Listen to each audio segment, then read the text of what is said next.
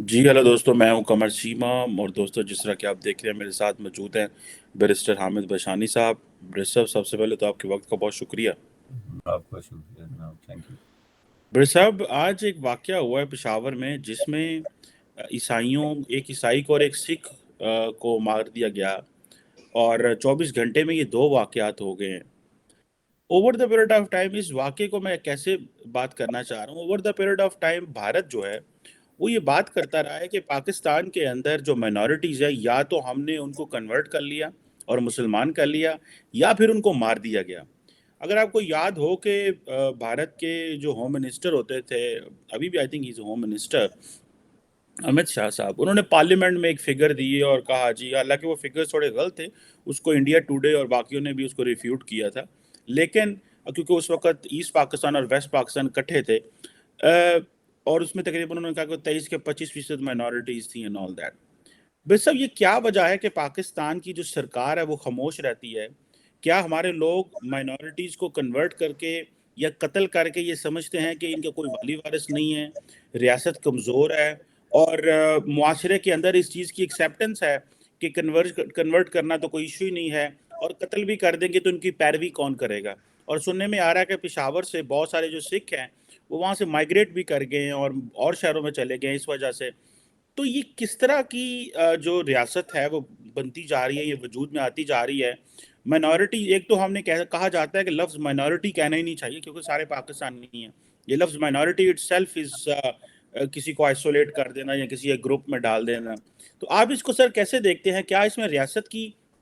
जो criminal negligence और खामोशी है उसको आप कहाँ पे देखते हैं? और मुआशरा जो है उसने ये जो ट्रेंड शुरू किया हुआ कि जब मर्जी किसी माइनॉरिटी के बंदे को गोली मार दो, और उसका केस भी किसी लॉजिकल कंक्लूजन पे इतना नहीं पहुंचता। जी जी सर। देखें जी, इसमें बात यह है कि रियासत जो है वो डेफिनेटली इसकी ज़िम्मेदार है। और सोसाइटी तो चूँकि बहरहाल ज़िम्मेदार होती है, चूँकि रियासत की उस वक्त की जो एग्जिस्टिंग हुकूमत होती है वो सोसाइटी को ही रिफ्लेक्ट कर रही होती है, और उनके जज्बात और ख्यालात, इन चीज़ों को सामने रख के, खुसूसन आज के दौर में कि जब सियासतदान उस तरह की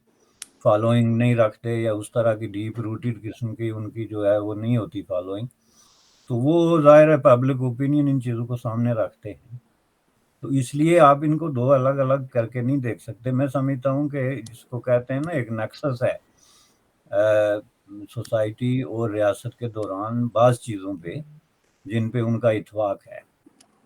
और उनमें से, और इस पे मैं जब सोसाइटी कहता हूँ तो इसका हरगिज़ मतलब ये नहीं कि आप जैसे या दूसरे लोग जो इन चीज़ों को फील करते हैं या उनके खिलाफ बोलते हैं, बल्कि सोसाइटी की एक बड़ी अक्सरियत की बात कर रहा हूँ मैं। तो ये जो है, इसका नतीजा होता है कि मुख्तलिफ प्रीटेक्स्ट में और मुख्तलिफ ट्रिगर्स की वजह से इस तरह के वाक़यात होते हैं। जैसे ये वाक़या हुआ कि एक सिख जो है, गालिबन दयाल सिंह नाम था उसका, स्टोर ऑनर, उसको कत्ल कर दिया गया, या एक क्रिश्चियन को कत्ल कर दिया गया। चूँकि इसमें जो है वो जितने लोगों ने आज तक तारीख में पाकिस्तान में, with the exception of may be 1 और 2, इस तरह के क्राइम्स किए हैं, वो सारे के सारे बच गए। पहली बात ये है कि वो एंड अप होते हैं जो अरेस्ट एज ए क्रिमिनल जो है, अरेस्ट होने और प्रोसिक्यूट होने के बजाय उनका एक हीरोइक किस्म का जो है इस्तकबाल होता है थानों में और बार एसोसिएशंस में और कचहरियों में, और जहाँ जहाँ भी वो जाते हैं उनको एक वीआईपी ट्रीटमेंट मिलती है। उनको इस तरह ये नहीं ट्रीट किया जाता कि इसने को कत्ल किया हुआ है, उनको तो एक हीरो बना के तो एक तरीके से जो है पेश किया जाता है, जिसके पीछे ज़ाहिर है स्टेट के बगैर ये मुमकिन नहीं है। अब इसमें स्टेट के दो पहलू हैं। एक तो ये कि स्टेट ने खौफ में आके या दबाव में आके तो सरेंडर किया हुआ है, या स्टेट की इनफैक्ट पॉलिसी यही है। इसको भी इन्वेस्टिगेट करने की ज़रूरत है। लेकिन ये आप इसको थोड़ा सा अगर इसको प्रॉपर पर्सपेक्टिव में रख के देखें तो ये एक सिस्टमैटिक किस्म का जो है माइनॉरिटीज़ का पाकिस्तान में कत्लेआम हुआ है स्टार्टिंग फ्रॉम 1947। और कत्लेआम से मुराद जो है वो ये है कि जिनको कत्ल किया गया, कुछ को जो है वो फोर्स किया गया एग्जाइल में, ملک چھوڑ کے بھاگنے میں یا اپنے علاقے چھوڑ کے شہروں میں منتقل ہونے پہ یا اپنی شناخت جو ہے اس کو تبدیل کر کے تو ایک نئی زندگی جو ہے وہ کسی بڑے شہر میں جا کے ایک نئے طریقے سے شروع کرنے میں، تو اس سارے کو جو ہے آپ اسی طریقے سے مختلف طریقوں سے قتل عام کے زمرے میں ہی لا سکتے ہیں۔ اور یہ جس کسی نے بھی سٹیٹس دیے جس کو آپ کہتے ہیں کہ انڈیا ٹوڈے نے چیلنج کیا، اس میں جو ہے جو کنفرم قسم کے سٹیٹس ہیں 47 انڈین سب اس وقت پاکستان کی اتفاق ہے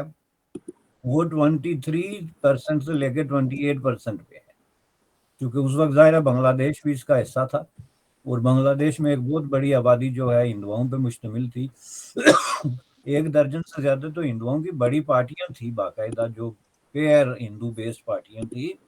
اور ان کی پارلیمنٹ کے اندر بھرپور قسم کی نمائندگی تھی، جس کے لیے ظاہر آپ کو پاپولیشن چاہیے ہوتی ہے۔ تو جب آپ 4-6 جو ہے وہ پارٹیاں رن کرتے ہیں کسی ریلیجن کے نام پہ، یا 15-20 سیٹیں لیتے ہیں پارلیمنٹ میں، تو اس سے آپ اندازہ لگا سکتے ہیں کہ آپ کی پاپولیشن کیا ہے۔ اسی طرح آپ سندھ میں بھی دیکھ سکتے تھے، آلدو کہ سندھ میں ریپرزنٹیشن اس طرح نہیں ہوئی۔ تو یہ ایک بہت بڑی آبادی بنتی ہے جی، یہ 1/3 سے زیادہ آپ کی پاپولیشن بنتی ہے، جس کو ایک سسٹمیٹک طریقے سے ایلیمینیٹ کیا گیا، خواہ اس کی کئی شکلیں ہیں۔ اور آج بھی آپ کو دنیا کے کونے کونے میں آپ کہیں جائیں گے تو کہیں آپ کو جو ہے وہ کوئی نہ کوئی پاکستان سے مائیگریٹ ہونے والا ہندو یا کرسچن یا اس طرح کا شخص جو ہے وہ مل جائے گا، جو دنیا کے مختلف شہروں میں جو ہے وہ سیٹلڈ ہے۔ تو اس کی اگر ہم بیس پہ جائیں، جو کہ ایک لمبی ڈسکشن ہے لیکن ایک ریفرنس کافی ہے، کہ پہلی بات یہ ہے کہ پاکستان کا کانسٹیٹیوشن جو ہے وہ ڈسکریمنیٹوری قسم کی کلازز رکھتا ہے اگینسٹ دی مائنارٹیز۔ یہ ایک بڑی جرنل قسم کی سٹیٹمنٹ ہے کہ اسلام بڑا عظیم مذہب ہے اور اسلام کے اندر اقلیتوں کو تحفظ حاصل ہوتا ہے۔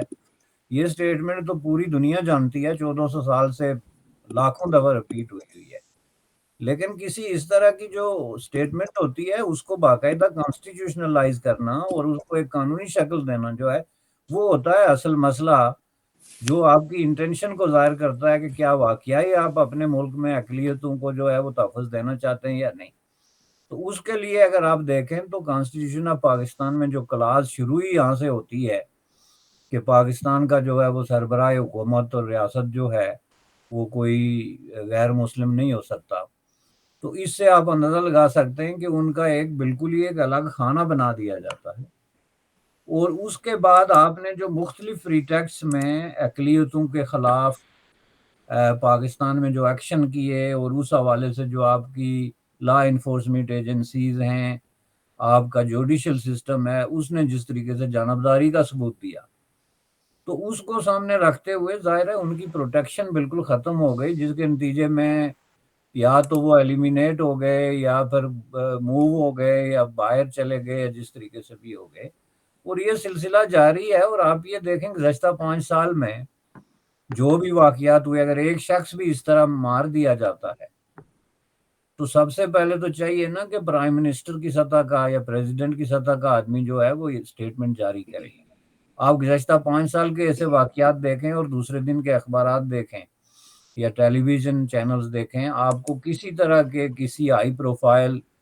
گورنمنٹ ڈگنیٹری یا فنکشنری کی طرف سے آپ کو جو ہے وہ سٹیٹمنٹ نہیں ملے گی، جو کہ ایک طرح کس طرح کی خاموشی ہے۔ یعنی کین یو امیجن کہ یہ سوال آدمی پوچھ سکتا ہے کہ یہ کیسے ممکن ہے کہ کل پشاور میں ایک سکھ کو، دیال سنگھ کو مار دیا گیا اور پاکستان کے پرائم منسٹر نے اس پہ بیان نہیں دیا، کیونکہ یہ بہت ہی غیر معمولی قسم کا واقعہ ہے، بہت ہی جو ہے۔ تو اس سے یہ ثابت ہوتا ہے کہ سوسائٹی کے ساتھ ایک سمجھوتا ہے، سوسائٹی کے ایسے ایلیمنٹس کے ساتھ جو اینٹائی منارٹی جو ہے وہ ایجنڈا رکھتے ہیں، جن کو آپ دہشت گرد کہہ سکتے ہیں یا بنیاد پرست کہہ سکتے ہیں یا جو نام آپ ان کو دیں، اور ان کے خوف اور ان کے دباؤ کی وجہ سے جو ہے وہ حکومت اور ریاست کی خاموشی جو ہے وہ اس چیز پہ دلالت کرتی ہے کہ ان کے درمیان ایک نیکسس ہے، وہ خواہ والنٹیئر ہو یا مجبوری کی بیس پہ ہو۔ تو جب تک اس نیکسس کو نہیں توڑا جاتا، کانسٹیٹیوشن کے اندر امینڈمنٹ نہیں کی جاتی،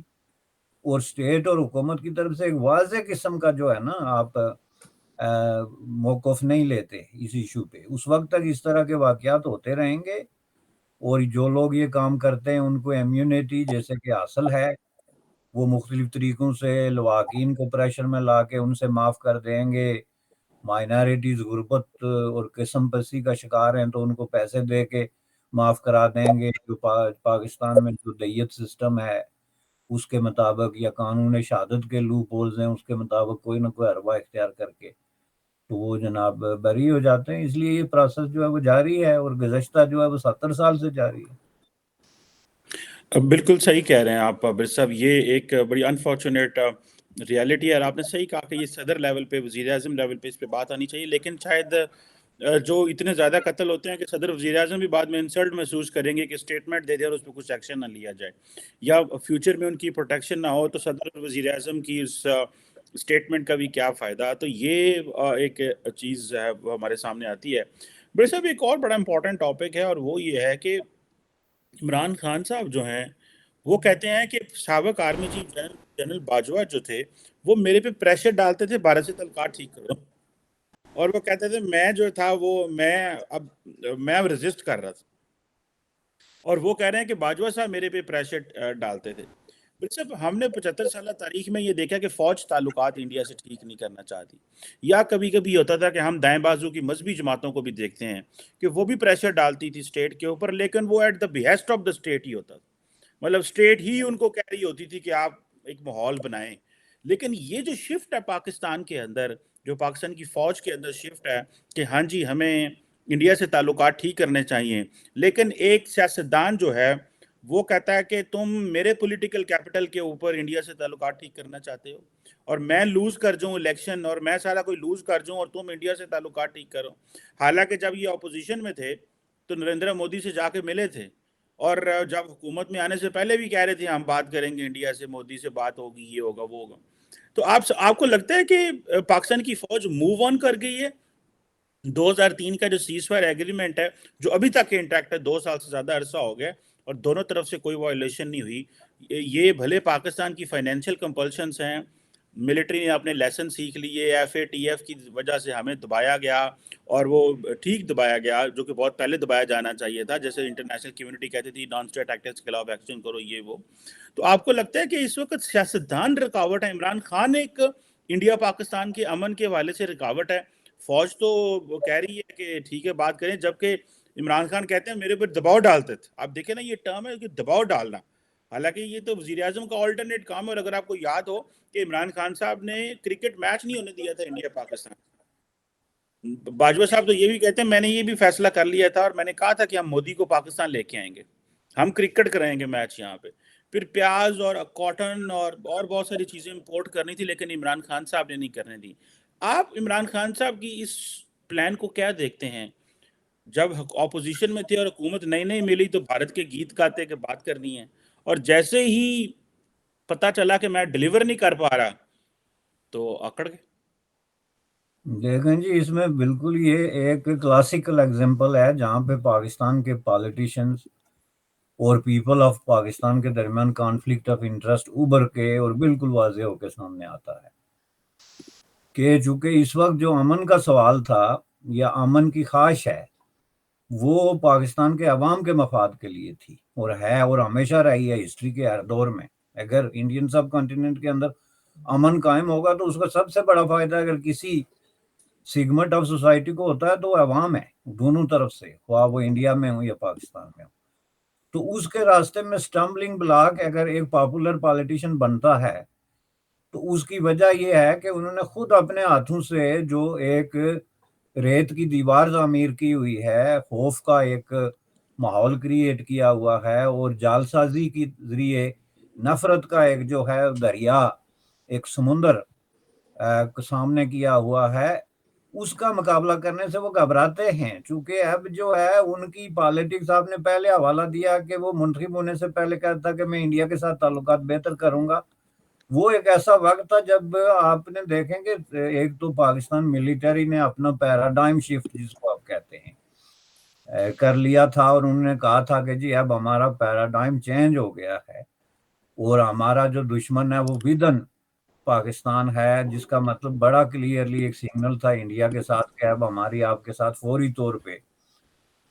اس طرح کا تصادم نہیں. اس کی وجہ اگرچہ بالکل کلیئر تھی کہ یہ کام آپ نے اس وقت کیا جب آپ میں دشمنی کرنے کی سکت ہی باقی نہیں رہی تھی، صلاحیت ہی نہیں تھی، کیپیسٹی جو ہے آپ کی وہ لمیٹڈ ہو گئی. تو آپ اعلان کر دیں کہ ہم امن قائم کر رہے ہیں، تو اس کو بہت طریقوں سے لوگ جو ہے وہ سیریس نہیں لیں گے، لیکن ایک ماحول تو بن گیا. اس کے جواب میں انہوں نے کہا جی ہم انڈیا سے تعلقات بہتر کریں گے، اور میں اگر منتخب ہو گیا تو مودی صاحب منتخب ہو گئے تو جناب ہم مسئلہ کشمیر حل کر دیں گے، یہ ساری چیزیں. اور اس کے منتخب ہونے کے بعد انہوں نے فوراً ایک جو ہے فنڈامنٹلسٹک ہارڈ لائنر ہارڈ کور قسم کے وار مونگر کی شکل اختیار کر لی،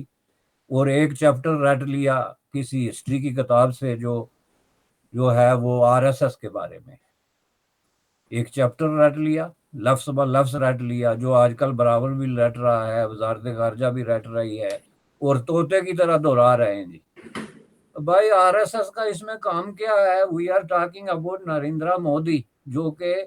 بی جے پی ایک ریکگنائز قسم کی پارٹی کا جو ہے وہ لیڈر ہے. تو آپ اس پہ بات کرنے کے بجائے آپ گھما پھرا کے تو وہ 3 سال جو ہے خان صاحب نے دنیا کے ہر فورم پہ آر ایس ایس کا پیچھا کیا. یعنی اس کو کہتے ہیں وچ ہنٹنگ. ایگزیکٹ ایگزامپل ہے وچ ہنٹنگ کی، کہ جب آپ ایسی کام کرتے ہیں جن کا آپ کو پتا ہوتا ہے کہ اس کا کوئی نتیجہ نکلنا نہیں ہے. اور میں نے اپنی جو پاپولیرٹی ہے جو جھوٹ پہ مکر و فریب پہ قائم کی ہوئی ہے، اگر میں نے کوئی جینون بات کی تو اس کو سلپ ہو جائے گا. سیدھی سیدھی بات ہے. جب آپ نے لوگوں سے جھوٹ بولے ہوئے ہیں کہ انڈیا ہمارا دشمن ہے، جی ہم نے تھوڑی سی نرمی دکھائی تو ہمیں نگل جائے گا. وہ انڈیا کا کلچر جو ہے وہ بہت مضبوط ہے جی، تو اگر ہم نے اس کے ساتھ کوئی محبت کی یا دوستی کی بات کی تو وہ کلچر ہم پہ جو ہے حاوی ہو جائے گا، ہم تو غائب ہو جائیں گے. وہ انڈیا کے ساتھ ہم نے علیحدگی اس لیے کی تھی کہ دو قومی نظریہ تھا، تو اب اگر ہم کہیں کہ ہم ایک ہو سکتے ہیں تو پھر ہمارا وہ نظریہ کدھر گیا جی، ملک ڈوب جائے گا. اس طرح کی جعلی قسم کی انسیکیورٹیز کی بنیاد پہ جو آپ نے ایک محل تعمیر کیا ہوا ہے، ظاہر ہے اس کو ٹھوکر لگتی ہے. تو وہ پھر الیکشن ہار جاتا، ظاہر ہے ڈیفینیٹلی، چونکہ وہ اس نے اپنی بنیاد ہی یہ بنائی ہے. آپ اس کی صفوں میں دیکھیں لوگ کیسے کیسے ہیں. یہ جو ڈیلی واقعات آپ دیکھتے ہیں، کہیں طالبان سے جا کے نکسس ملتے ہیں، کہیں پاسبان سے جا کے نکسس ملتے ہیں، کہیں جا کے جو ہے وہ اسلامک فنڈامنٹلزم کا کوئی سیکشن جو ہے وہ ان کی پارٹی سے نکل کے آ جاتا ہے، کوئی سابق ملیٹنٹ ان کے جلسے میں کھڑا نظر آتا ہے. تو جب آپ اس طرح کے لوگوں کو اکٹھے کریں گے وداؤٹ اینی ڈسکریمنیشن، اس بنیاد پہ کہ ہمیں جی زیادہ سے زیادہ لوگ چاہیے، یہ میٹر نہیں کرتا کہ وہ لوگ کون ہیں اور کیا سوچتے ہیں، تو اس صورت میں پھر آپ کمپرومائز کر رہے ہیں بڑے آئیڈیلز پہ. امن جو ہے وہ دنیا کا ایک بہت بڑا آئیڈیل ہے. ایون ہٹلر جیسا آدمی بھی امن کی بات سے نہیں ہٹ سکا. وہ بھی کہتا تھا کہ میں دنیا کو فتح کر کے امن قائم کروں گا. اس نے بھی کبھی یہ نہیں کہا کہ میں کوئی جنگ باز آدمی اور دنیا میں امن کے خلاف ہوں. یہ تو صرف پاکستانی پالیٹیشین کا وتیرہ ہے کہ وہ ٹارگٹ کر کے کہتے ہیں کہ ہمیں امن نہیں چاہیے. دنیا کا کوئی سیاستدان یہ جرات نہیں کر سکتا، یہ میں آپ کو بتا دوں، کہ وہ کہے کہ آئی ایم اگینسٹ پیس. ہر بندہ کہے گا آئی ایم فار دا پیس. تو پیس کو لانے کے لیے چلیں، آپ کی شرائط کڑی ہوں یا مشکل ہوں تو دوسری بات ہے. اب یہ ان کا پرابلم تھا کہ فوج نے جو وڈرا کیا اپنا سٹینڈ، اس میں انہوں نے اس وقت وڈرا کیا جب ان کے منہ میں دانت ہی نہیں رہے تھے. جب انڈیا ایک اتنا بڑا جن بن گیا جو کھڑے کھڑے ان کو نگل سکتا تھا، تو انہوں نے کہا ہم امن قائم کرتے ہیں. بھائی what kind of peace now we are talking here. اور پھر وہ بھی اپنی ساتھ میں شرائط بھی لگاتے ہیں کہ جی انڈیا سے بات ہو سکتی ہے لیکن 370 ریورس کرو، بات ہو سکتی ہے لیکن وہ کرو. تو اس بنیاد پہ یہ دونوں کا جو ہے میں سمجھتا ہوں کہ ایک تاریخ میں پہلی دفعہ اس طرح ہوا کہ ایک سیاست دان نے جو ہے وہ پیس کو اپوز کیا. ایسا کسی ایون جنگ باز لوگ بھی جو بڑی بڑی تقریریں کرتے تھے، سیاست دانوں کی بات کر رہا ہوں میں، ماشاء اللہ والوں کی یا فوجی حکمرانوں کی بات نہیں کر رہا. مثلا ذوالفقار علی بھٹو پہ یہ تھا کہ اس نے بہت سخت لینگویج استعمال کی کہ ہم 1000 سال تک لڑیں گے وغیرہ وغیرہ، لیکن شملہ میں اس کی جو پریکٹیکل پوزیشن تھی اور بعد میں امن کے سوال پہ بر صغیر میں اس کی پوزیشن بڑی پروگریسو رہی ہے. اس میں آپ نہیں کہہ سکتے کہ وہ کوئی جنگ باز قسم کی. یا بے نظیر بھٹو کے بارے میں تھا کہ مظفر آباد میں جا کے کشمیر پہ اس نے بڑی سخت بات کر لی, لیکن الٹیمیٹلی بات جو ہے وہ اگر اسٹیبلشمنٹ کو خوش کرنے کی نہ ہو تو وہ بھی امن کی کرتی تھی. یہ پہلی دفعہ ہم نے وٹنس کیا کہ ایک پاپولر پالیٹیشین جو ہے از اگینسٹ پیس, اور وہ باقاعدہ لیکچر دیتا ہے پیس کے خلاف, اور وہ نو من گھی اور رادھا ناچے والی شرط جو ہے کہ انڈیا میں آر ایس ایس نہیں ہوگی تو بات ہوگی, 370 ریورس ہوگا تو یہ ہوگا, چاند دیں گے تو جناب ہم اس چیز پہ بات کریں گے. تو یہ میں سمجھتا ہوں کہ بہت بڑی قسم کے طرح بالکل جو ہے ہیں جو مفادات ان کے جو ہیں وہ ٹکراتے ہیں عوام کے. اب یہ اس کا ذاتی مفاد ہے نا جی, دوبارہ منتخب ہونا عوام کا مفاد تو نہیں, کانفلکٹ آف انٹرسٹ ہے پیس کے نام پہ. یہ بڑی خوبصورت بات کی آپ نے بریس صاحب کی, یہ ذاتی کانفلکٹ آف انٹرسٹ ہے کہ وہ خود پاور میں آنا چاہتے ہیں, اور خود پاور میں آنے کے لیے اگر پاکستان کے حالات خراب رہتے ہیں انڈیا کے ساتھ تو دیٹ سوٹس ہم, اور وہ اس طرح کا اپنا کوئی پولیٹیکل کیپٹل جو ہے وہ کہتے ہیں میں استعمال نہیں کرنا چاہتا. یہ بالکل کانفلکٹ آف انٹرسٹ ہے, اور اس کا ملک سے نیشنل انٹرسٹ سے کوئی تعلق نہیں ہے. لیکن آپ کی بات صحیح ہے کہ پاکستانی پولیٹیشین اس طرح کر سکتے ہیں کہ وہ لوگوں کو کنونس کر سکتے ہیں, لیکن میرا خیال ہے یہ پچھلے 70 سال کی ہماری انویسٹمنٹ ہے اپنی عوام کے اوپر ہم نے کی ہوئی ہے کہ وہ نفرت اور سے نفرت کو پسند کرتے ہیں اور امن سے بھاگتے ہیں, اور وہ کہتے ہیں کہ جی یہ کوئی ضرورت نہیں ہے, اور اگر نہ بھی کریں تو عوام ان کو پوچھے گی نہیں. بہرحال جدھر جنگ لڑائی کی آٹے اور پانی اور گھی پہ شروع ہو جائے ادھر کے ٹاپک جو ہیں ان کو کون پبلک کی راہ میں آئیں گے. Anyhow, thank you very much barrister Hamid Bashani sahib. Sir, it's always pleasure talking to you sir. Thank you جناب, تھینک یو.